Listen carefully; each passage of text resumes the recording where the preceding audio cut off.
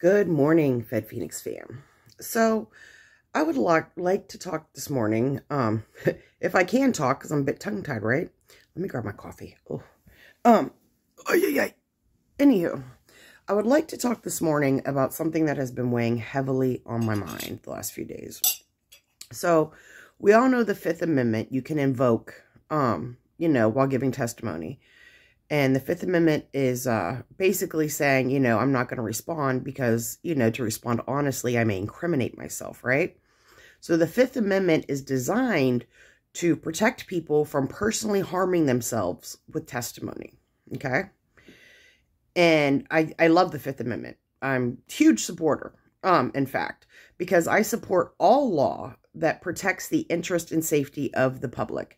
I do not support laws or revisions to laws that are designed not primarily to protect the interest or safety of the public, but rather to keep the prisons full, to incarcerate persons unnecessarily.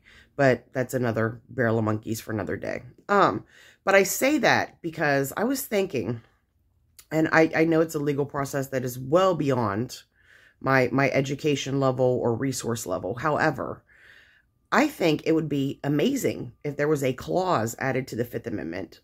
Perhaps the Fifth Amendment B or Fifth Amendment C or maybe an additional amendment number altogether. But if there was something legally in place to where when giving testimony, you could invoke as a constitutional right, your right to protect yourself from retaliation and harm from law enforcement or prosecutory entities. And what I mean by this is, in theory, right?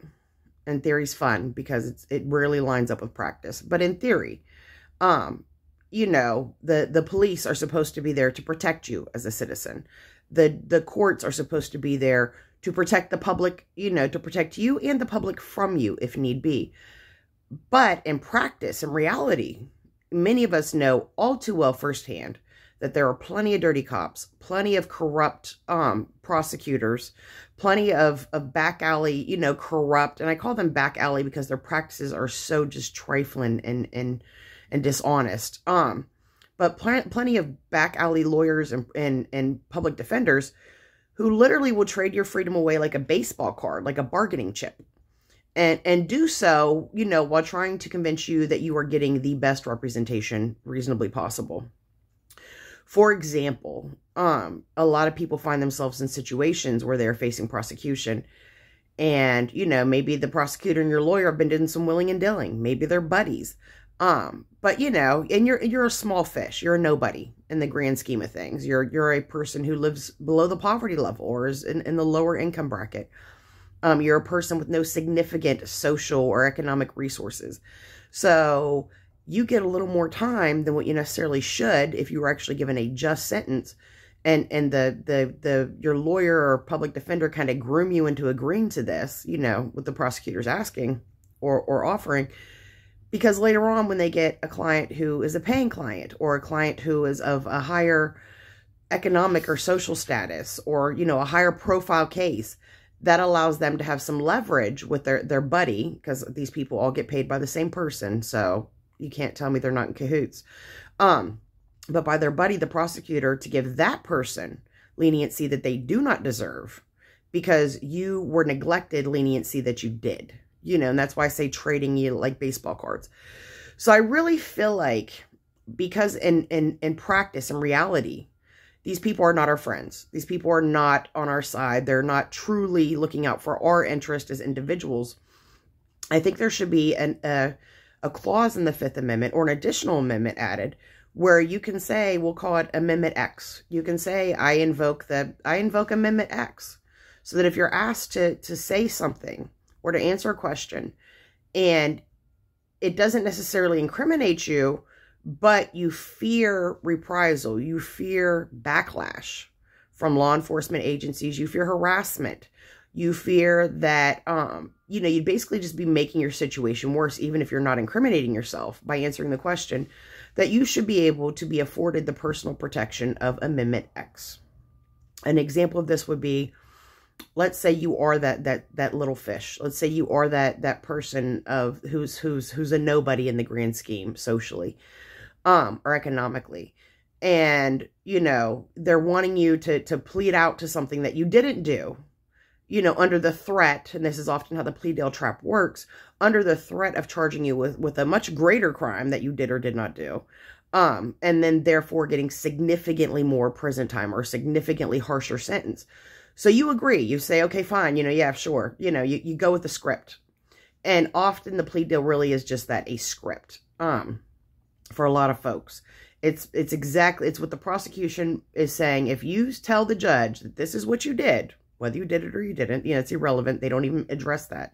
If you tell the judge, admit in open court, this is what you did, then your reward, your plea deal is such and such. But what if you did nothing? What if whatever you did do was far more insignificant than what they're threatening you with and what they're offering you a plea deal to? But you can't take that to trial, right? Because perhaps there are circumstances within your situation that if you were to openly and honestly discuss your conduct, you know, a crime could be construed. Or, you know, the dirty cop who puts you in this situation, because a lot of people fall victim to that. It is what it is. And we can pretend we don't know it or sugarcoat it, but it is what it is. Or a lot of people fall victim to what is called malicious prosecution. That's a thing you can look up, which is exactly what I'm referring to. There should be a clause to protect you from entrapping yourself into malicious prosecution. There should be a clause to protect you from being compelled to say things that would piss off various law enforcement entities or the prosecutor, or even your crappy, you know, back alley public defender, so that you have the option to protect yourself in a legal environment. And I think this should be called like Clause X or Fifth Amendment Part B or whatever, you know. But there is no such thing. And there is no such thing because in theory, right? And here we go with theory and practice, right? But in theory, the police are a publicly protecting entity. In theory, the prosecutor is an entity that is looking out for the safety of the public and justice to be, you know, inflicted upon. And I say inflicted because that's really what it boils down to in practice more often than not. But inflicted upon persons who commit crimes or may commit crimes even. I believe there should be a barrier in place to protect people in these situations. And, you know, we can call it Amendment X, we can call it Fifth Amendment Part B, we can call it whatever we want. But the fact that I, as an American, can be brought up on, and, you know, as they say, they can indict a cheeseburger. It is not hard for these people to make, and I emphasize make, a case. You know, there's snitches lined up around the block who, in turn for their own freedom or minimal consequence for their own choices and conduct, they will happily, you know, go along with whatever script a prosecutor or a corrupt law enforcement entity gives them. And this could easily, and we all know ghost dope is a thing. A lot of people go to prison on drug charges where no drugs were ever recovered. No evidence no solid evidence that the drugs they're going to prison for ever even existed. But they go to prison, mostly on plea deals, because, you know, there is no Amendment X to protect them in these situations. And because someone decided they need to go to prison, or they want them to go to prison. You know, and that's what we call malicious prosecution. So, I think that, you know, my point this morning is, if you are a victim of malicious prosecution, if you're a person who was a victim of ineffective counsel, and I say victim, and I mean it, and I stand on that 100%, because it is not just, and you are a victim if these things happen to you. In fact, I would say you're more a victim than you know, whatever supposed victims your supposed crime may, you know, entail or imply. But if you're a victim of these things, you have no recourse. And when you get out of prison, and you're probably going to feel a overwhelming need to tell your story, right? Because you've went through something that you should not have rightfully had to go through. Your name has been smeared, you know, on levels that are completely inappropriate and out of context. So you want to tell your story, but you can't. You just can't. Because you know if you do, these same entities that maliciously prosecuted you, these same entities that decided that you would be one of the you know, countless, well, they're counted, but, you know, one of the the overwhelming amount of bodies to fill the prisons, to keep the prison industrial complex booming its profits, these people can put you back in there easily, very easily. And you know that. And so you can never tell your truth, particularly not on a large platform, because doing so will likely put you back in the same position that you were originally victimized in. And that's not okay. That's real crappy, particularly in a country that loves to tote about the freedoms it offers, you know, which is the irony that we are the quote, land of the free, but have the highest incarceration rate in the world. And it's not because Americans are somehow just generally worse people than people anywhere else, but it's because the system is designed to do that and to maintain that.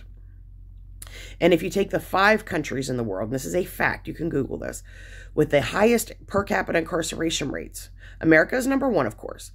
But if you take the other 4 and add their per capita incarceration rates together, they are still less than us. And not only is this a result of, you know, keeping the rich, keeping the for-profit, the prison industrial complex churning out, you know, it's a big old moneymaker for the people that are truly, you know, pulling the strings and running the country. But, you know, it's not okay, I guess is what I'm saying. It's not okay that there's nothing in place to protect people who are victims in these situations. And yes, you know, if you have a paid lawyer, because I'd love to see you try to get a public defender to back you on this, because I'm not going to. You could perhaps argue that you're a victim of malicious prosecution. A lot of people in prison file appeals based on ineffective counsel. But my thing is, how did we even get here? How is this such a common thing? And it's far more common than the numbers would imply, because most people know that if you poke the hornet's nest, you're going to get stung.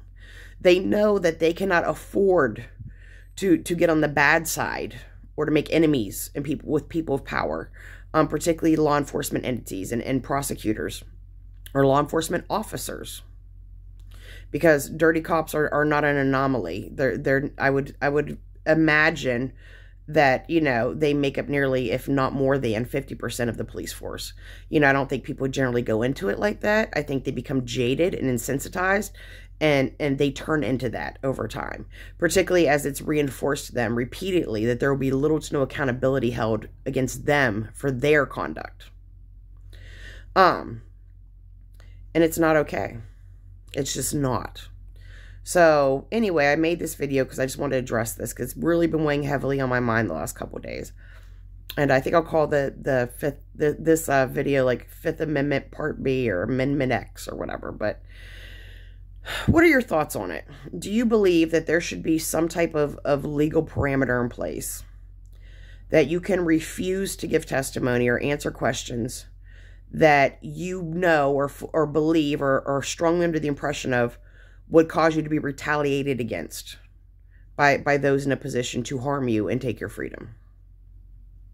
So what are your thoughts? And as always, a little morning coffee talk with you guys. And of course, in the description is the link to my Cash App and PayPal if you'd like to contribute to the channel. At this point, any contributions, people want to make any donations, you know, and I say this for transparency purposes, will probably go towards the endeavor of me writing my first book, which I'm currently working on. There's also a link to the merch line if you would like to get a coffee mug or a t-shirt or something, you know, supporting, representing the FedPhoenix family and you know, showing your support for the incarcerated, or even just your support for justice, you know, or for people whom after incarceration are seeking a stabilized, normal life, whatever that may be. Or your support for what I do, you know, which is largely privately, you know, it's not seen on my channel. It's me privately helping people prepare for prison and helping their loved ones and helping go through the legal process, or helping their loved ones, you know, cope with and know what to expect as they go through the legal process, as they become incarcerated, during their incarceration, once they come home. Yeah, because here's the thing, an inmate, a previous inmate, a person who will one day be an inmate, these 3 groups of individuals are slowly, you know, are really not a minority in this country. But they are a group that is largely demonized and isolated and persecuted to the point that they're very quiet.